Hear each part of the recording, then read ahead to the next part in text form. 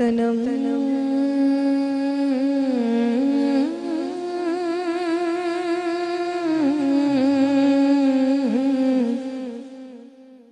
تنم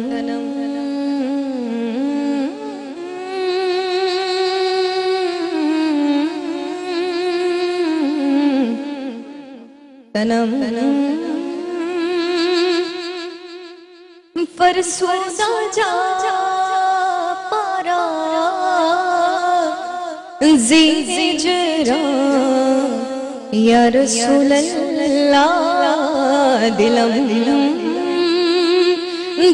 کچھ مردہ وارا دلم کچھ مردہ وارا زیسیاں یا رسول اللہ تنم زندگا پیش دیرانم سیاہ شد روزی سیانم سیاہ شد روزی سیانم پشیمانم پشیمانم پشیمانم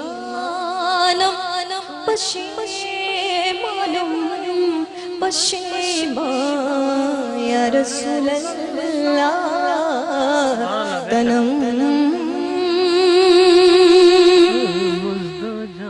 زی جامی اوپ تو مستم بزنجیر تو دل بستم بزنجیر تو دل بستم نمی گویا کہ میں ہستم سپردار یا رسول اللہ تنم چون سوئے میں گزراری منی مسکین زلاداری منی مسکین زلاداری پیدائے نقش نالت پیدائے نقش نالت کلم جا یا رسول اللہ تنم چون بازوی شفاعت را کشائی برگناہگارا مکن میں رو جامیرا دربار یا رسول اللہ تنم فرسودا جا پارا زیجرا یا رسول اللہ دلم پشمردہ وارا دلم پشمردہ وارا زیسیاں یا رسول اللہ اقصا بہت خوبصورت ماشاءاللہ. اس میں اتنا تو مجھے سمجھ آ رہا تھا کہ اپنی کیفیت جو بیان ہو رہی تھی کہ بہت بہت بے حال ہے بہت، لیکن آگے دعا کیا یا رسول اللہ کے سامنے فریاد کیا کی جا رہی تھی؟ یا رسول اللہ کے سامنے کہ میں آپ کے ہجر میں آپ کی دوری میں میرا دل ٹکڑے ٹکڑے ہے، کرچیاں کرچیاں ہیں. اچھا تو یا رسول اللہ یہ ہجر کی دوریاں دور فرما دیجیے. اچھا واہ بڑا زبردست مولانا جامی اور مولانا رومی کے کلام آپ پڑھیں. کیا بات ہے. اس کا وہ جو واقعہ تھا وہ واقعہ بھی اگر سنا دیں عوام کو کہ وہ جو مولانا جامی رحمۃ اللہ علیہ نے یہ جب کلام لکھا اور پھر حضور کی بارگاہ میں حاضری پیش کرنے کے لیے آنے لگے تو حضور اس وقت کے جو حاکم تھے ان کے خواب میں تشریف لائے، کہا کہ ایسا ایسا حلیے کا ایک شخص آ رہا ہے، اس کو مدینے کے اندر آنے مت دینا. تو جب مولانا جامی آئے تو ان کو روک دیا گیا, کہا کہ کیا مجھ سے کوئی خطا ہو گئی, کیا ہو گیا. بہرحال پھر وہ بھیس تبدیل کر کے اس فقیرانہ لباس میں کسی اور میں, تو پھر حضور خواب میں تشریف لائے حاکم کے, اب یہ بھیس بدل کے آ رہا ہے, اس کو روک لو. پھر روک دیے گئے, کیا خطا ہو گئی, کیا ہوا. پھر وہ بکریوں کا ریوڑ آ رہا تھا, اس میں بکریوں کتنا چلتے ہوئے آئے, پھر حضور خواب میں تشریف لائے, اس طرح آ رہا ہے, روک دیا جائے. جو روک دیا ان کو پھر شاید قید میں ڈال دیا, تو حضور پھر خواب میں تشریف فرمایا کہ یہ کوئی مجرم, کوئی ایسا کوئی شخص نہیں ہے کہ تم نے اس کو جو ہے وہ گرفتار کر لیا, یہ میرا سچا عاشق ہے, اس کو میں نے اس لیے روک رہا تھا کہ اس نے ایک کلام لکھا ہے, تنم فرسودہ جہاں پارا, جیسے آپ کے ہجر میں بے قرار ہوں, اس نے کلام لکھا ہے, اور یہ اگر میرے دربار میں آ کے میرے روزے پہ اگر یہ پڑھے گا تو مجھے اس کو شاباش دینے کے لیے اپنے روزے سے ہاتھ باہر نکالنا پڑے گا, تو کہیں فتنہ نہ ہو جائے, میں اس لیے روک رہا تھا. اچھا, اتنا مقبول کلام. اچھا, یہ واقعہ انہیں اس کے ساتھ ہے. اور لیکن سوال جو میرا تھا وہ اسی سے جڑا ہوا تھا کہ بعض اوقات ہماری کیفیت کہ ہم نے جو دعا کرنی ہے, ہمیں تو عربی زبان میں اپنا اظہار نہیں کرنا آتا, تو پھر ہم اردو میں مانگ لیں اگر اللہ تعالیٰ سے, تو وہ دعا قبول اسی طرح سے ہوگی. دعا جب مانگنے بیٹھے تو سب سے پہلے حمد و ثنا اللہ رب العزت کی, اور اس کے بعد نبی کریم صلی اللہ علیہ وسلم پر دعا, درود و سلام بھیجنے کے بعد ہم ایک دو مسنون دعائیں جو قرآن میں نبی کریم صلی اللہ علیہ وسلم سے, آپ صلی اللہ علیہ وسلم اور انبیاء علیہ السلام کی دعائیں, ان سے شروع کریں. اور میں یہ سمجھتا ہوں کہ اس کے بعد اپنی ہی زبان میں دعا مانگیں, اس لیے کہ جو گریہ و زاری اور جو عاجزی و انکساری ہم اپنی زبان میں اللہ رب العزت کے حضور پیش کر سکتے ہیں, وہ شاید عربی میں پیش نہ کر سکیں. بالکل نہیں. اس لیے جب ہم اپنی زبان میں اللہ رب العزت سے جو مانگ رہے ہیں, کیونکہ عربی کا معاملہ اصل میں دعا مانگنے کا حکم ہے, دعا پڑھنے کا حکم نہیں ہے. ہم جب مسنون دعائیں پڑھتے ہیں نا, تو ہمیں ترجمہ تو آتا نہیں ہے, تو ہم پڑھتے ہوئے چلے جاتے ہیں, ربنا ظلمنا انفسنا وان لم تغفر لنا وترحمنا لنکونن من الخاسرین, تو وہ دل بھی غفلت میں ڈوبا رہتا ہے, دل کہیں اور مشغول ہوتا ہے, اور ہماری زبان سے دعا پڑھی جا رہی ہوتی ہے. تو جب دعا مانگیں گے اور اپنی زبان میں مانگیں گے, تو پھر ہمیں پتا ہوگا کہ ہم اللہ رب العزت کے سامنے بیٹھے ہیں, عاجزی و انکساری کر رہے ہیں. تو پھر میں یہ سمجھتا ہوں کہ اس دعا جس کے اندر عاجزی و انکساری ہو, وہ دعا جو ہے زیادہ پر اثر ہے اور بہت جلد قبولیت کا درجہ حاصل کرتی ہے. تو میرا خیال یہی ہے. اور کیا آپ کا خیال ہے کہ اپنی زبان میں, اچھا اوقات بھی ہے کچھ, جیسے بارش کے وقت ایک سوال کا کچھ اوقات ہیں اگر اجازت ہو تو آپ کی. یہ ریحان بھائی نے ایک سوال کیا تھا روزے کے حوالے سے, اس کا جواب اگر آپ اجازت ہو تو. ریحان بھائی نے سوال کیا تھا کہ بعض لوگ روزہ نہیں رکھتے ہیں, اور اس کے علاوہ جو ہے وہ یہ کہتے ہیں کہ روزہ وہ رکھے جس کے پاس کھانے کو نہیں ہے. تو دیکھیں, ایک تو یہ ہے کہ روزہ نہ رکھنا یہ تو گناہ ہے ہی, کیونکہ اسلام کے بنیادی جو 5 ستون ہیں ان میں سے ایک روزہ بھی ہے. لیکن پھر اس طریقے سے اللہ رب العزت نے جن کو اسلام کا رکن بنایا ان کا مذاق اڑانا یہ کفر ہے. کیوں؟ کیونکہ اللہ رب العزت فرما رہا ہے, یا ایھا الذین آمنوا کتب علیکم الصیام کما کتب علی الذین من قبلکم لعلکم تتقون. روزے اس لیے فرض کیے گئے, فرض کیے گئے. اب یہ فرض کا جو مطلب ہے وہ بہت کلیئر ہے, فرض کیے گئے, آپشنل نہیں ہے کہ چاہیں تو رکھ لیں چاہیں تو نہ رکھ لیں, تاکہ تم متقی ہو جاؤ. اس لیے نہیں کہا کہ تمہارے پاس کھانے کو نہیں ہے تو روزہ رکھ لو. تو لہٰذا اگر نہیں کرتے تو وہ گناہ ہے, وہ آپ کا اور عند اللہ معاملہ ہے, حقوق اللہ ہے.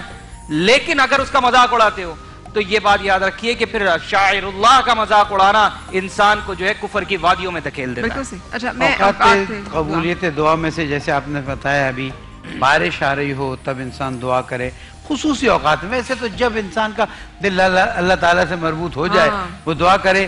اور معصوم فرماتے ہیں کہ جب دعا کرو اور تمہاری آنکھ سے مکھی کے پر جتنا آنسو نکل آئے, سمجھو کہ بارگاہ الہی میں قبولیت ہو.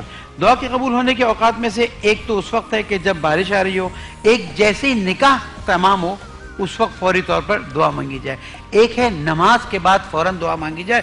معصوم فرماتے ہیں کہ جو شخص نماز کے بعد دعا نہیں مانگتا, اللہ تعالیٰ فرشتوں سے کہتا ہے کہ اس کی نماز اس کے منہ پہ مار دو, اس سے مجھ سے کچھ نہیں چاہیے تو مجھے اس کی نماز نہیں چاہیے. اس کے بعد شب جمعہ اور جمعے کے دن صبح, اس وقت میں جو مطلع الفجر کا وقت ہے اس سے پہلے دعا کی قبولیت. اور اس کے بعد جب انسان مکہ شریف تشریف لے جاتا ہے اور سب سے پہلے خانہ کعبہ پر نظر پڑے, وہ دعا کی قبولیت کا وقت ہے. ذریعے رسول اکرم صلی اللہ علیہ وسلم کی زیارت, پہلی مرتبہ آنکھ اس طرف گئی اور جو دعا مانگی انشاءاللہ قبولیت ہوگی. عرفات کے میدان میں شب عرفہ اور روز عرفہ یہ دعا قبول ہونے کے. پھر ماہ رمضان میں شب قدر جو ہے वो सबसे अहम मौका है। वैसे तो पूरा माह रमजान है, लेकिन शब कदर सबसे अहम मौका है दुआ मांगने का। बिल्कुल सही। अच्छा ये तो आपने अच्छा यहाँ पर एक और मैं ऐड कर दूं कि जो अल्लाह तबारक व तआला के महबूबीन, मुकर्रबीन, सिद्दीकीन और उसके मुत्तकीन लोग जहाँ पर हों या उनकी कबूर हो, वहाँ पर भी अल्लाह से दुआ मांगी जाए तो यकीनन ये दुआएं भी मुस्तजाब होती है। और इस सिलसिले में सबसे बड़ी बारगाह मोहम्मद मुस्तफ़ा सल्लल्लाहु अलैहि वसल्लम है। क़ुर्ब मुस्तफ़ा और वसीले मुस्तफ़ा से दुआएं मांगी जाएं तो दुआएं आनन फानन कबूल होती हैं। और इस सिलसिले में कुरान मजीद बुरहान रशीद खुद शाहिद है कि जब हज़रत मरियम सलामुल्लाह अलैहा के हुजरे में हज़रत ज़करिया अलैहिस्सलाम दाखिल होते हैं तो वो कहते हैं कि या रब्बी मरियम ये बिन मौसम के फल कहाँ से आ गए हैं? फनादतुल मलाइकतु क़ाइम युसल्ली फिल महराब। वो कहती हैं कि ये तो मेरे रब ने मुझे अता फरमाए हैं। तो कहते हैं अच्छा रब ने अता फरमाए। हुनालिका दआ ज़करिया रब्बहु, कुरान कहता फिर ज़करिया उसी महराब में जाकर किसी और वक्त में दुआ मांगते हैं और जैसे ही दुआ मांगते हैं क़ाइम युसल्ली फिल महराब अन्नल्लाहु युबश्शिरुका बियहया मुसद्दिक़न बिकलिमतिन मिनल्लाहि व सय्यदा। ऐ ज़करिया तुझे यहया जैसे अज़ीम बेटे की खुशखबरी मलाइका नाज़िल हो जाते हैं। और फिर हुजूर अकरम सल्लल्लाहु अलैहि वसल्लम जब शब मेराज जाते हैं तो बैतुल लहम हुजरे मरियम में जाके 2 रकत नमाज नफल अदा करते हैं। ये तिरमिज़ी और निसाई की हदीस मुबारक है। चुनाचे हज़रत ज़करिया ने और ताजदार अंबिया ने ये बता दिया कि अल्लाह के महबूब बंदे हो या बंदी हो, जब उनके उस मकाम पर जाकर दुआएं मांगी जाती हैं तो ये अंबिया की भी सुन्नत भी होती है और मुस्तजाब दावत भी होती है। बिल्कुल सही। अच्छा इसके साथ एक और चीज भी मैं आपसे जानना चाह रही हूँ। बाज़ औक़ात हमने सुना है कुछ लोग की काली जुबान होती है, ये जो कह दें वो हो जाता है, लोग डरते हैं कि अरे भी इनसे नहीं कुछ, ये तो अच्छी बात बोला करें आप।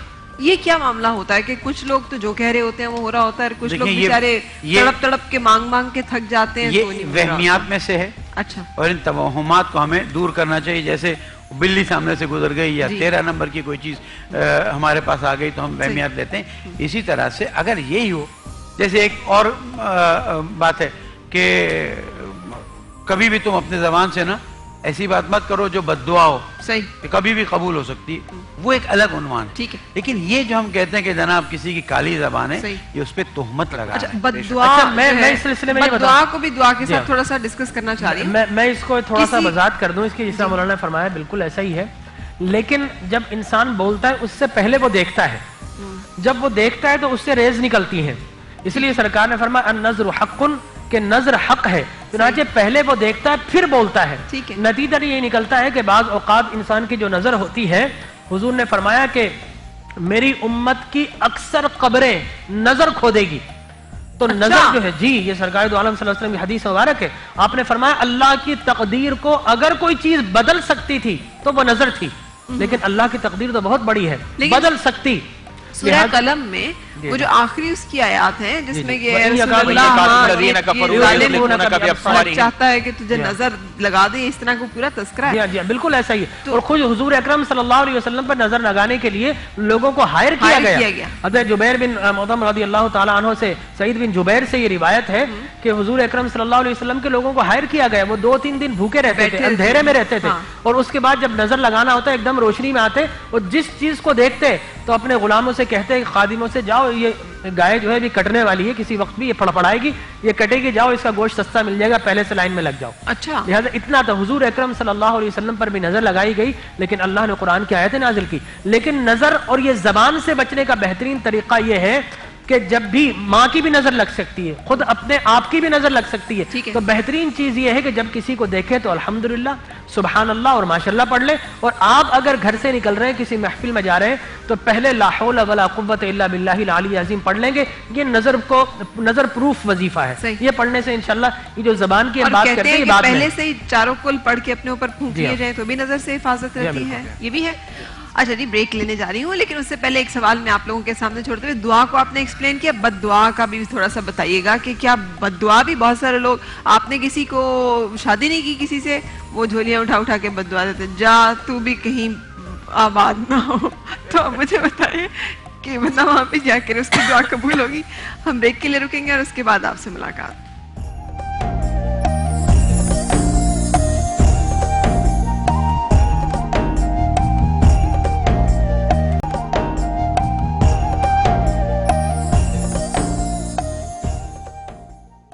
मेरे रब को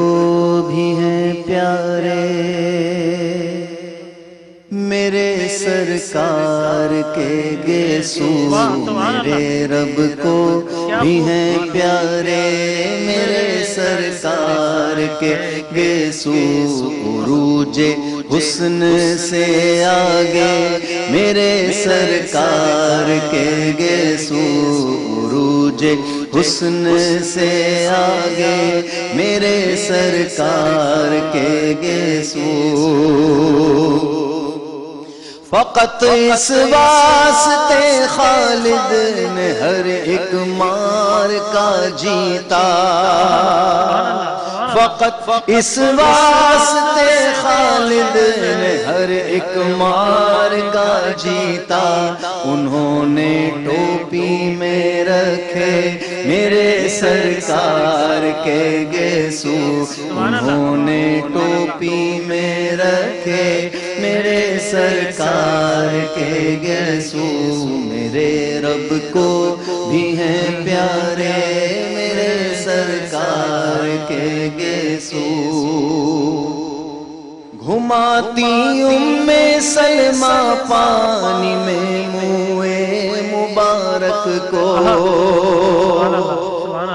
گھماتی سلمہ پانی میں منہ مبارک کو مریضوں کو شفا دیتے میرے سرکار کے گیسو مریضوں کو شفا دیتے میرے سرکار کے گیسو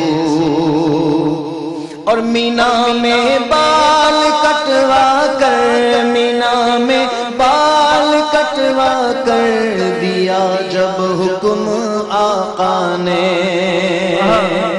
مینا میں بال کٹوا کر دیا جب حکم آقا نے ابو طلحہ نے پھر بانٹے میرے سرکار کے گیسو ابو طلحہ نے پھر بانٹے میرے سرکار کے گیسو نہ گھنگرالے نہ بالکل سیدھے وہ گیسو حمیدہ ہیں نہ گھنگرالے نہ بالکل سیدھے وہ گیسو حمیدہ ہیں گھنے اور رنگ میں کالے میرے سرکار کے گیسو گھنے اور رنگ میں کالے میرے سرکار کے گیسو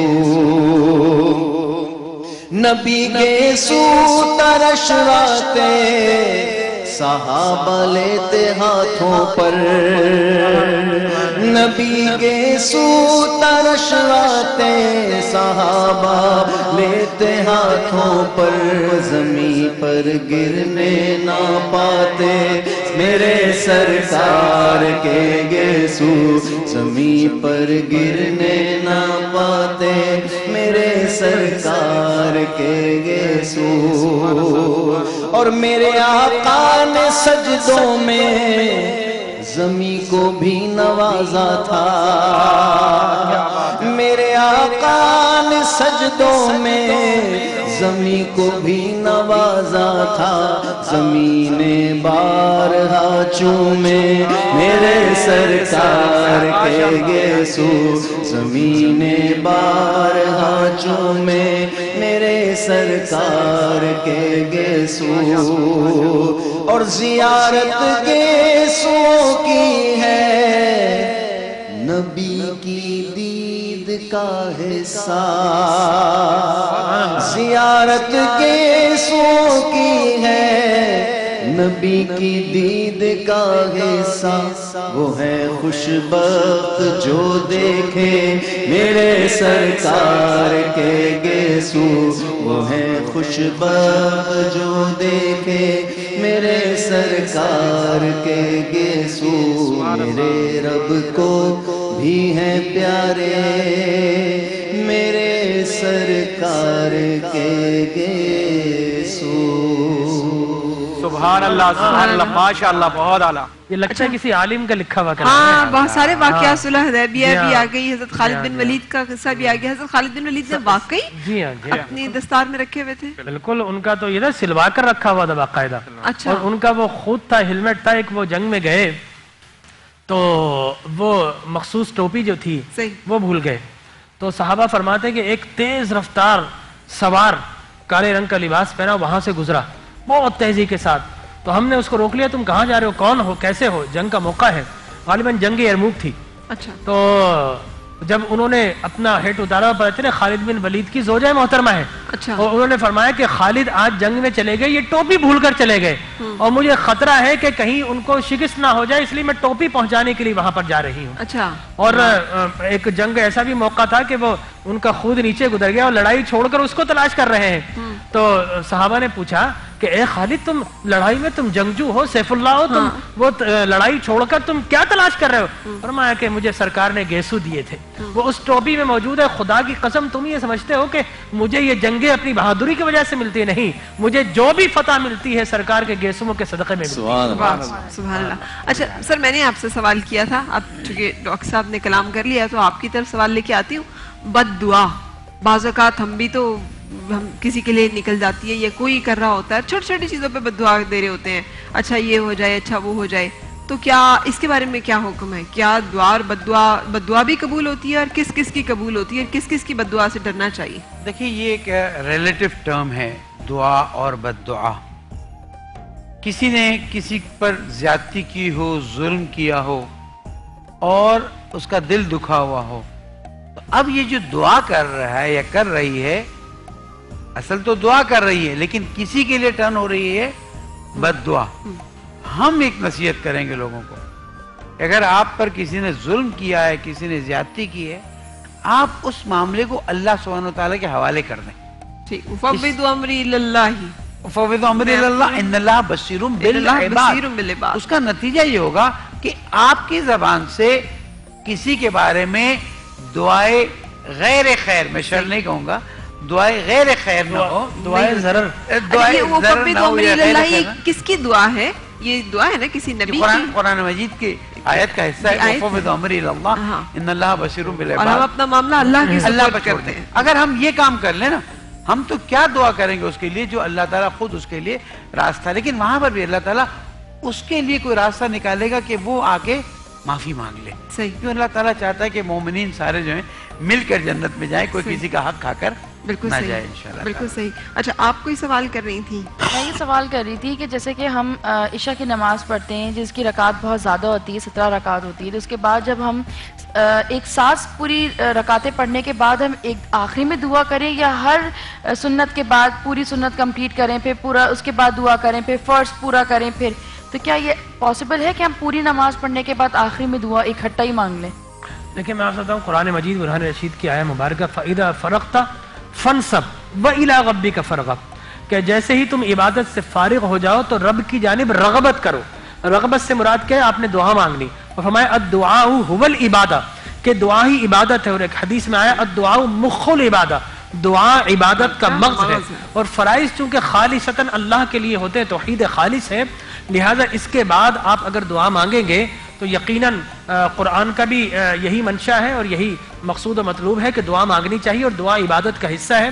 تو آپ فرائض کے بعد ایک مختصر دعا مانگیں جو رسول مکرم صلی اللہ علیہ وسلم کی سنت مبارکہ ہے, اور پھر اس کے بعد آپ جب پوری سنن اور نوافل سے فارغ ہو جائیں تو پھر آپ کمپلیٹ ہو کر دعا مانگیں. وہ دیکھیں کتنا خوبصورت ہے کہ آپ نے نماز پڑھنی ہے تو عربک, ٹھیک ہے نا, قرآن کی آیات تلاوت کرنی ہے, آپ رکوع میں جانا سبحان ربی الاعلیٰ, آپ سجدے میں رکوع میں جائیں گے سبحان ربی العظیم عظیم, التحیات پڑھیں گے, اپنی ساری عبادات بدنیہ پیش کرنے کے بعد اب فرمایا کہ اب پروٹوکول ختم کر دو, اب سارے کے سارے تکلفات دور ہو گئے, مانگ جس زبان میں تجھے مانگنا اچھا لگتا ہے, جس میں تجھے مانگنے میں لذت ملتی ہے, جس میں اللہ کی قربت معیت کا تجھے احساس ہو جائے, اور جس سے مانگنے میں تجھے یقین کامل ہو جائے, جس سے اگر تو مانگے تو عجز آئے, انکسار آئے, گڑ گڑا کر امن یجیب المضطر اذا دعاہ, کہ جب مانگنے والا اضطراب کے ساتھ, بے چینی کے ساتھ, بے قراری کے ساتھ اور دکھی دل کے ساتھ اور آنسو بہاتے ہوئے رب سے مانگتا ہے, تو جس طرح کون اسے پکار, امن یجیب المضطر اذا دعاہ, جب دعا مانگی جائے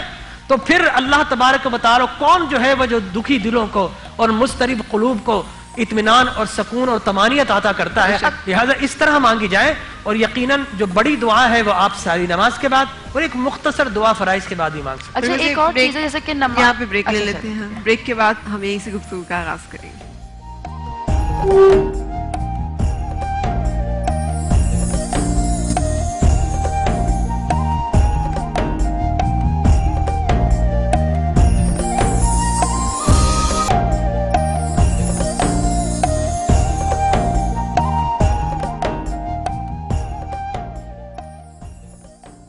رسول خدا کے, رسول خدا کی غلامی میں کیا ہے, ذرا تم غلامی میں آ کر تو دیکھو.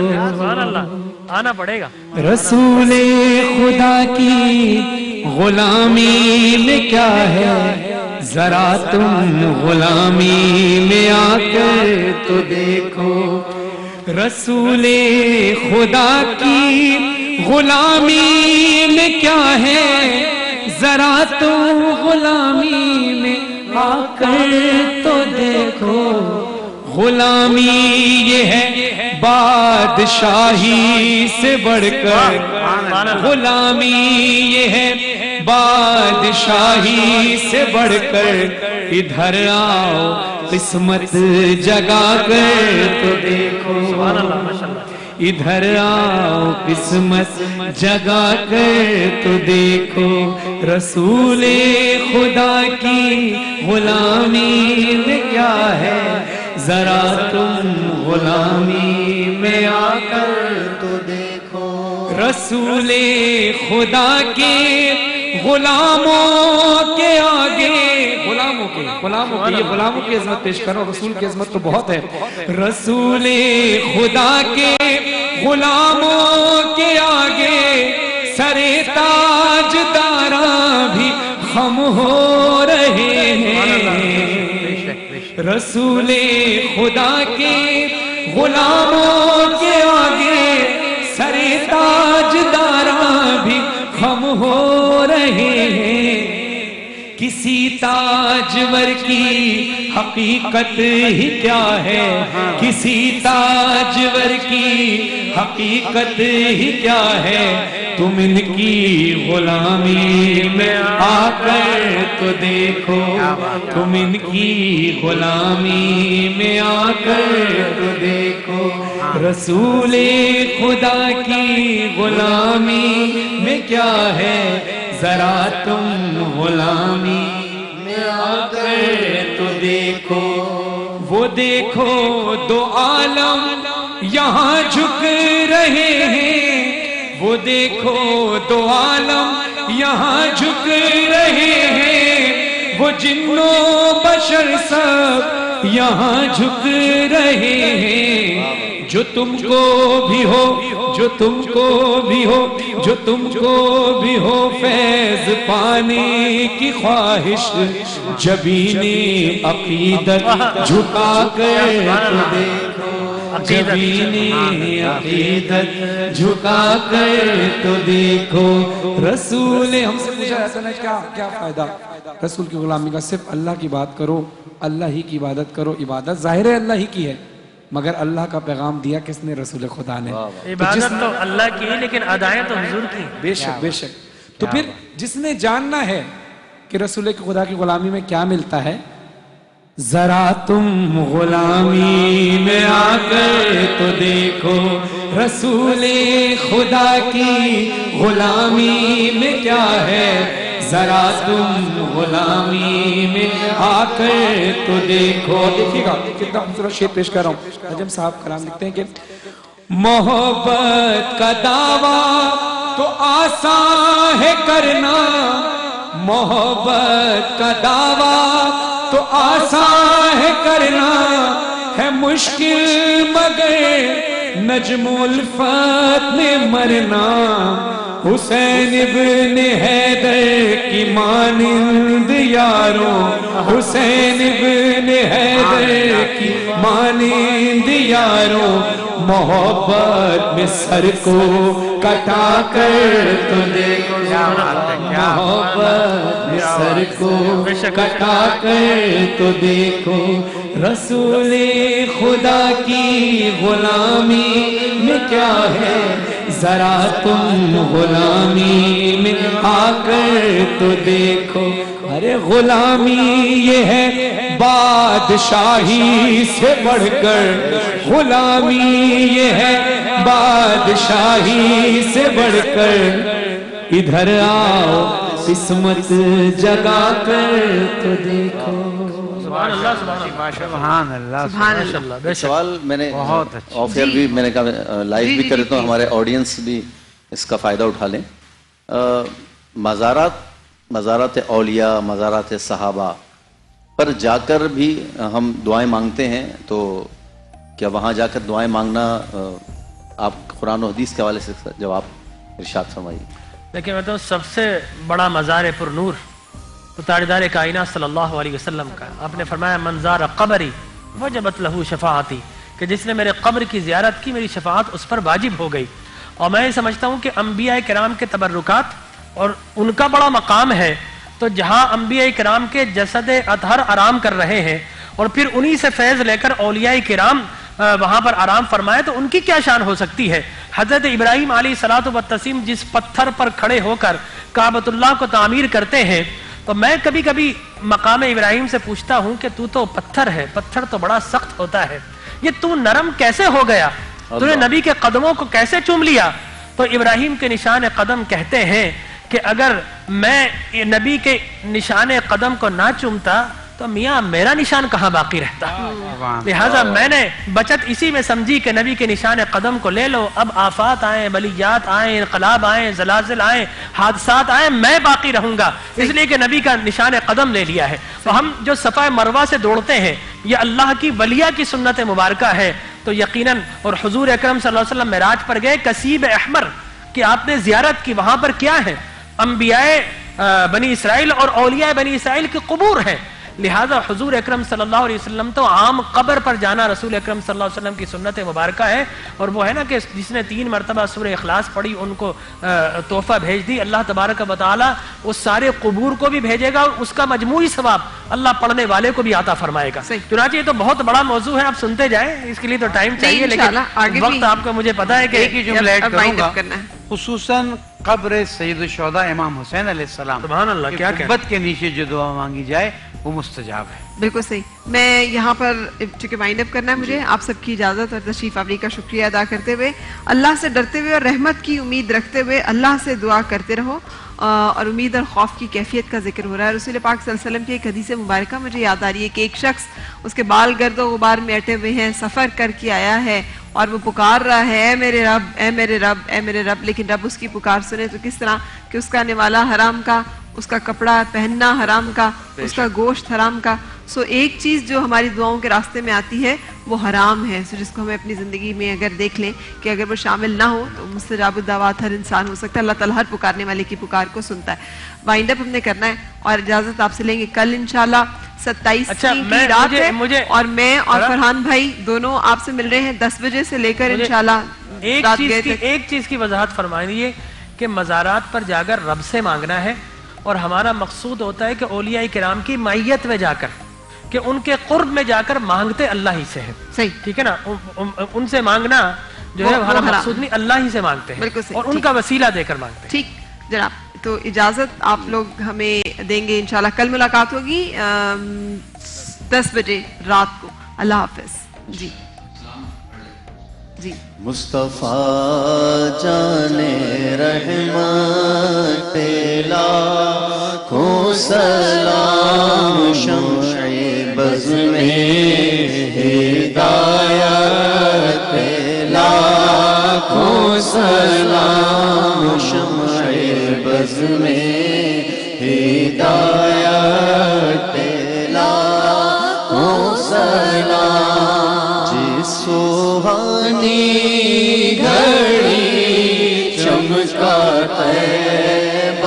کا چاند جس سوہانی گھڑی چمکا طیبہ کا چاند جس سوہانی گھڑی چمکا طیبہ کا چاند اس دل افروز ساعت پہ لاکھوں سلام مصطفیٰ جان رحمت پہ لاکھوں سلام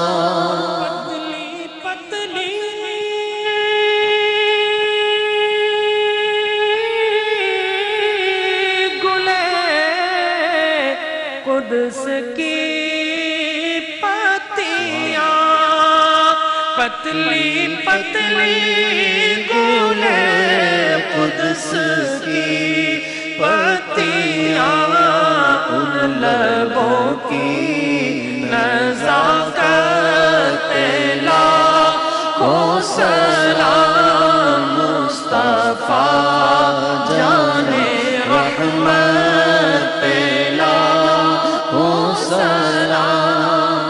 آسیوں تھام لو دامن مصطفیٰ آسیوں تھام لو دامن مصطفیٰ آسیوں تھام لو دامن مصطفیٰ اور پڑھو رب کی رحمت پہ لاکھوں سلام مصطفیٰ جان رحمت پہ لاکھوں سلام شمع بز میں ہدایت پہ لاکھوں سلام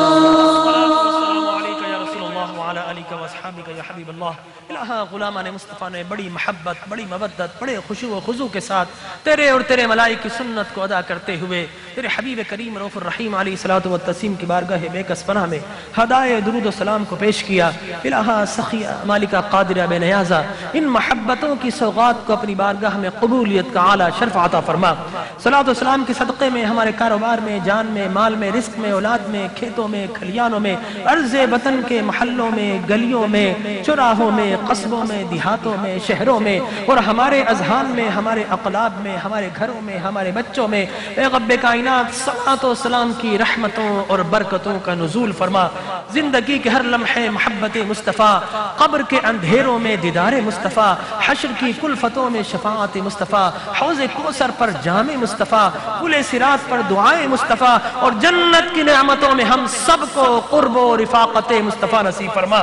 وصلی اللہ تعالی علی خیر خلقہ ونور عرشہ وزینت فرشہ سیدنا ومولانا محمد وعلی آلہ واصحابہ اجمعین برحمتک یا ارحم الراحمین. آمین. صرف ایک تصحیح کر دوں کہ کل رات نہیں آج ہی رات ہماری آپ کی ملاقات ہو رہی ہے میری اور فرحان بھائی کی آپ سے 27ویں کی شب کیونکہ آج ہی رات ہے تو انشاءاللہ ملاقات ہوگی. خیال رکھیے گا. اللہ حافظ.